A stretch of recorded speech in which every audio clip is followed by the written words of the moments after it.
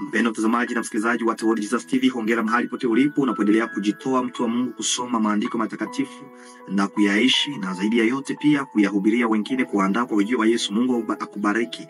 Hapa kwenye World Jesus TV tunakaribisha kwenye kipindi cha mwongozo wa kujifunza Biblia, lesoni ya shule ya Sabato ya robo hii ya pili kwenye mwaka 2025. Inatufunza jinsi ya kuelewa na kusoma na kujifunza unabii wa Biblia. Tunajifunza kuelewa kuhusu kafara kwenye somo la 6. Na leo Jumatatu tuelewe damu ya mafahali na mbuzi.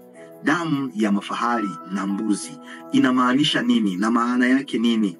Mpendwa mtazamaji na msikilizaji, utaelewa ya kwamba adhabu ama mshahara wa dhambi ni mauti kulingana na Warumi 6:25. Lakini je, kifo cha wanyama ndio adhabu ama ndicho mshahara kabisa ya dhambi zangu? Hapana. Adhabu ama mshahara ya dhambi yangu ni kifo changu mimi mwenyewe. Na kwa hivyo utajiuliza, kwa nini sasa watu walikuwa wakichinja sasa wanyama ambao hawawezi kuondoa dhambi zetu? Kwa nini waliwachinja kondoo?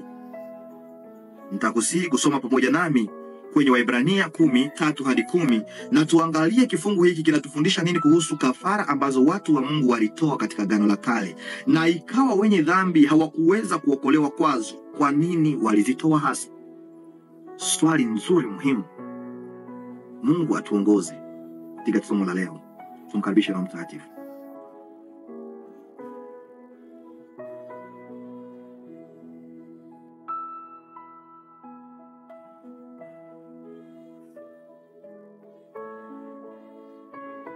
Asante mpendwa mtazamaji na msikilizaji. Ikiwa mshahara wa dhambi ni mauti yangu mimi mwenye dhambi, kwa nini wanyama walikuwa wakichinjwa ijapokuwa si kifo chao ndicho kinaweza kunimalizia dhambi? Na kwenye Waebrania 10:3-4, lakini dhabihu hizo ni ukumbusho wa kila mwaka wa dhambi, kwa maana haiwezekani damu ya mafahali na mbuzi kuondoa dhambi. Na ikiwa haiwezekani, kwa nini zilikuwa zikichinjwa?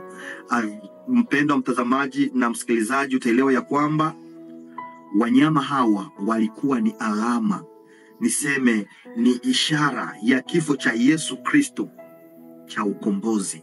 Ilikuwa ni mfano ya ukombozi.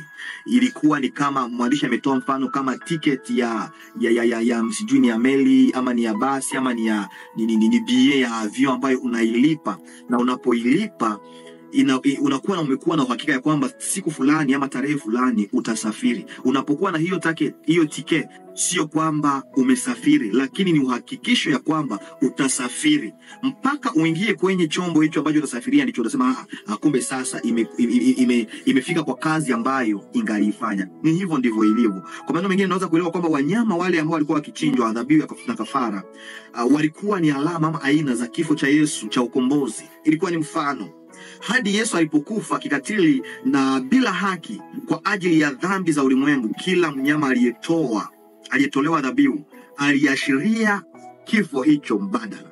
Yesu alikufa mahali pangu kama adhabu kwa ajili ya dhambi yangu. Kwa hivi hadi msalabani, mpendwa, dhambi hizi zilikuwa muhimu kama unabii mdogo. Adhabu hizi ama kafara hizi zilikuwa kama mnabii mdogo. Dhambi zilisamehewa kwa imani katika mwana kondoo wa Mungu ambaye alikuwa karibu kufa, ambaye ni Yesu Kristo. Pale pazia ilipopasuka wakati Yesu alikata roho baada ya kifo cha Yesu, dhabihu hizo hazikuwa na maana tena, kwa sababu Yesu Kristo alikuwa amekuja, ambaye ndiye mwana kondoo wa Mungu aliondoaye dhambi za ulimwengu. Na sasa dhambi zetu zimesamehewa kwa imani katika mwana kondoo wa Mungu aliyekufa kwa ajili yangu na kwa ajili yako. Fikiria ni upendo wa namna gani Mungu kutoa mwana wake wa pekee ili kwamba afe kwa ajili yangu na kwa ajili yako. Hiyo ni kifo cha ukatili, cha kuchukiza, na kwa namna fulani kisicho haki, kwa sababu ya kuwa na ubaya wote. Yale yote ni kwa ajili yangu na wewe. Fikiria jinsi dhambi ilivyo mbaya kabisa kiasi kwamba kifo cha Yesu pekee, neno aliyefanyika mwili, tazama Yohana 1:3-14, kingeweza kuifidia. Na hii inapaswa kutuambia nini kuhusu mtazamo wetu juu ya dhambi unavyopaswa kuwa? Jinsi dhambi ni mbaya kabisa. Basi tuwe na ombi. Asante Yesu Kristo kwa sababu umeitika na umekubali kujitoa kufa kwa ajili ya dhambi zangu. Mahali ambapo mimi ningalifariki na wewe mtazamaji na msikilizaji kwa ajili ya dhambi, kiburi, chuki, ubaya wote na ufanye, ukaruhusu kufa, ukakubali. tupatie neema kubali kifo hiki na kutufanya dhambi tena katika jina la Yesu Kristo. Ndugu, usikose kusubscribe, like na kushare.